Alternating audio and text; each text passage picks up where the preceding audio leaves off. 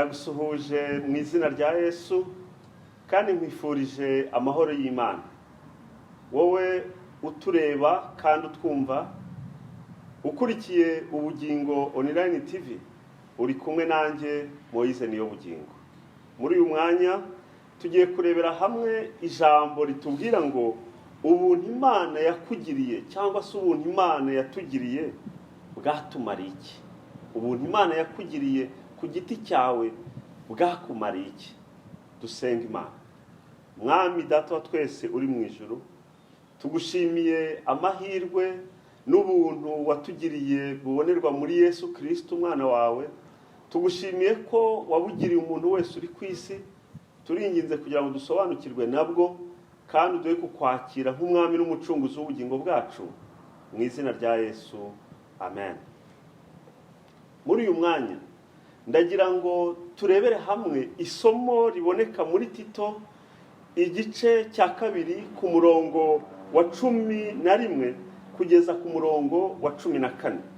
Ubuntu bukiza bugaragarira abantu bose ubwo ari bwo, kuko ubuntu bw'Imana buzanira abantu bose agakiza bwabonetse, butwigisha kureka irari ry'iby'isi, bukatwigisha kujya twirinda dukiranuka twubaha Imana mu gihe cya none. Dutegereje ibyiringiro by'umugisha nibyo kuzaboneka k'ubwiza bwa Yesu Kristo, niwe Mana yacu ikomeye n'umukiza. Watwitangiriye kugira ngo aducungure mu bugome bwose kandi yuhagirira abantu kugira ngo babe ubwoko bwe bwite, bugira ishyaka ry'imirimo myiza. Ubuntu Imana yatugiriye bunyuze muri Yesu Kristo, ubu buntu ni ubuntu yahaye abatuye isi yose. Ubu buntu buragenda bukagera no kuri ba bandi batitaye ku by'Imana. Ubu buntu buragenda bukagera no kuri ba bandi bari mu buhenebere bukomeye. Ni ubuntu Imana yagiriye njyewe, ni ubuntu Imana yakugiriye wowe ukurikiye Ubugingo Online TV. Nubwo waba ubyitaho, nubwo waba ubiha agaciro cyangwa ntubiha agaciro, ariko wagiriwe ubuntu n'ijuru ubwo Imana yatangaga Yesu Kristo kugira ngo adupfire ku musaraba.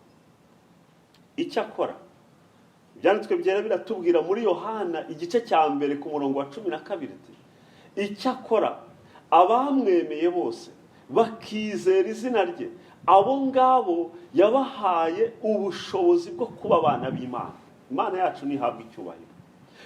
Ubuntu twagiriwe bwagiriwe abantu bose, ariko Yohana araduhamiriza ngo abamwemeye bose bakizera ubuntu bwa Yesu Kristo nibo biswa abana b'Imana. Niba utaremeye Yesu Kristo, ni ukuvuga ngo ntabwo uri umwana w'Imana. None se utari umwana w'Imana ni umwana wande? Ibyanditswe byera bitubwira yuko abakora ibyaha baba basa na nyiri ibyaha ari we Satani. Ndakwinginze wowe dukurikiye kugira ngo wakire cyangwa se usobanukirwe n'ubuntu Imana yakugiriye by'umwihariko ku giti cyawe. Niba uvuga Yesu Kristo ukaba umwitirirwa witwa umukristo, ariko ukaba wica amategeko ye, ndagira ngo ubwire yuko ubuntu Imana yakugiriye wabuhaye agaciro gake. Ndagira ngo nkubwire ngo niba twirirwa turirimba, duhimbaza, tuvuga za haleluya, tuvuga Yesu ashimwe bene data, tuvuga ibigendanye n'iby'ijuru n'ibyo kuzaba mu ijuru n'ibyiza tuzahabonera, ariko tudaha agaciro ubuntu twagiriwe, turimo turata umwanya wacu. Ijambo ry'Imana riratubwiye ngo ubu buntu ku murongo wa 12, ubu buntu butwigisha kureka iby'isi, kudakunda iby'isi. Abantu benshi muri iki gihe bakunze iby'isi ku buryo babyirundaho ntibanafashe na bagenzi babo, ku buryo abantu muri iki gihe ntabwo babasha kureba n'abababaye, ahubwo urukundo rwa benshi rwamaze gukonja, aho umuntu agira imyenda yuzuye akabati ari imukwira n'itamukwira kandi abantu bambaye ubusa.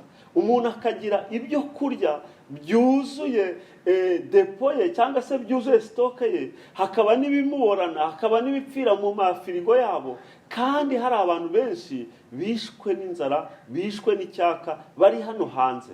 Muntu w'Imana, wowe uvuga ko wagiriwe ubuntu, wowe uvuga yuko uzi Yesu Kristo, wowe udukurikiye ukurikiye Ubugingo Online TV, ndagira ngo nkwinginge nkubwira ngo ubuntu bw'Imana bwarabonetse, kandi ubuntu bw'Imana buzanira abantu bose agakiza, butwigisha kudakunda iby'isi, butwigisha gukunda ijuru, kandi tugakunda n'abantu Imana yaremye. Ibyiringiro dufite ni uko Yesu Kristo agiye kugaruka ku bicu, kandi niba twubahiriza amategeko y'Imana, tuba dushyira mu bikorwa cyangwa se dusobanukiwe n'ubuntu Imana yatugiriye.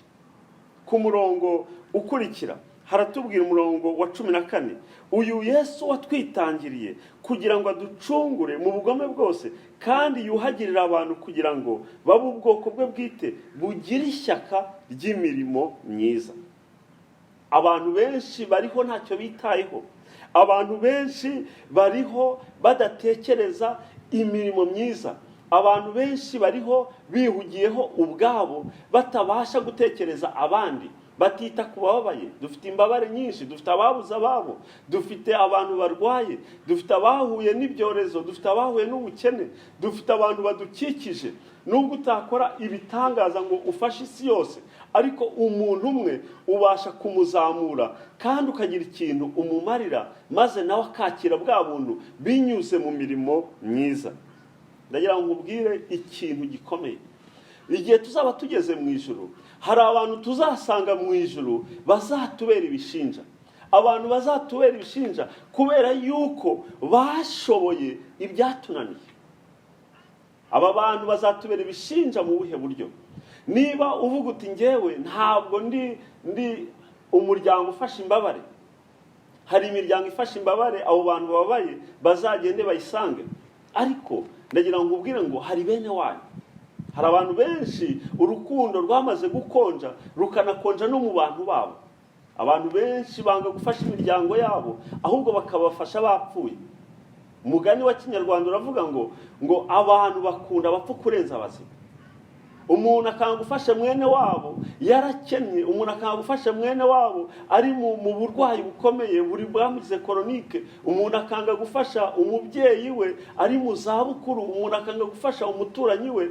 Nyamara igihe bavuze bati igihe cye cyarangiye yapfuye, maze umuntu akavuga ati reka tumutabare kugira ngo finire igende neza, kugira ngo ahari se bataduseka. Mwagiye mubibona henshi, mwagiye mubyumva henshi, ndetse abenshi bafite ubushobozi ugasanga uwo munsi nibwo bagaragaye, kandi igihe umuntu yari muzima baranze kumufasha. Ndagira ngo ubwire ngo niba Imana yaraguhaye ubushobozi, kandi burya umuntu wese uriho Imana yamuhaye ubushobozi mu rwego rwe, nanjye Imana yamuhaye ubushobozi mu rwego rwanjye. Ndagira ngo usabe ikintu wowe udukurikiye ko wakora mu rwego rwawe.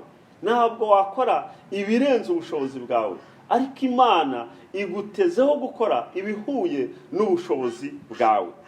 Ndagira ngo ubwire ngo uzirikane abandi, uzirikane abandi, kubera yuko Tito yarakomeje aravuga mu gice cya 3 ku murongo wa 14, aravuga ngo abantu bacu nabo bamaramaze gukora imirimo myiza kugira ngo babashe gukenura abandi.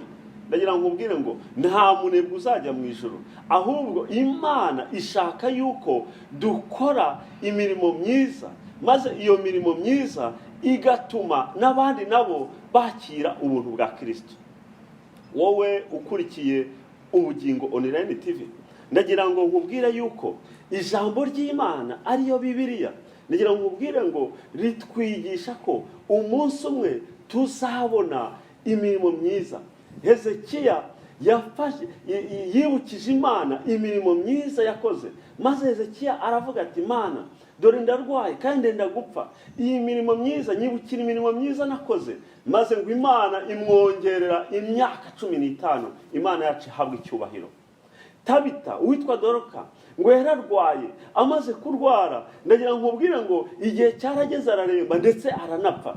Maze ngo abapfakazi bose, imfubyi baraza bararira ngo bahamagara ijuru, babwira ijuru ngo mbese mwami, nukubera iki wemeye ko uyu muntu wadukoreraga imirimo myiza asinzira? Maze ngo Imana ituma umugaragu wayo aragenda aramuzura. Imana yacu ihabwa icyubahiro. mbese abantu bazakwibukira kuki? Wari ufite ubushobozi ariko nta muntu wigeze utabara. Wari ufite ubushobozi ariko igihe abantu bakwitabaje, haba mu byishimo haba mu kababaro, ntabwo wigeze ubikora. None abantu bazakwibukira kuki? None si ijuru, ngo mu ijuru barandika imirimo yose dukora. None si ijuru igihe rizaba rihamagara amazina n'imirimo abantu bagiye bakora, ijuru rizakwibukira kuki? Ndagira ngo nkubwire ngo wowe ukurikiye Ubugingo Online TV, nguhamagarira ngo niba uvuga ko witirwa Kristo, ubuntu Imana yatugiriye buzagaragara ko hari icyo bwakumariye mu gihe uzaba witaye ku bandi, mu gihe uzaba ukora imirimo myiza. Ndakwifuriza kugira ngo usobanukirwe n'ubuntu twagiriwe kandi ubwakire bugutere gukora imirimo myiza mu izina rya Yesu Kristo. Amen. Urakoze Mwami Yesu, tugushimiye ijambo ryawe wandikishije. Turinginze ngo umuntu wese uzaryumva rizamuhindure, kandi Mwami ubuntu watugiriye ntabwo ari ubw'igiciro gike, ahubwo ni iby'igiciro gikomeye. Buri twigishe rero kugira ngo twe gukunda iby'isi, ahubwo dufashe n'abandi, maze Mwami uzabitwibukire mu izina rya Yesu. Amen. Amen. Amen.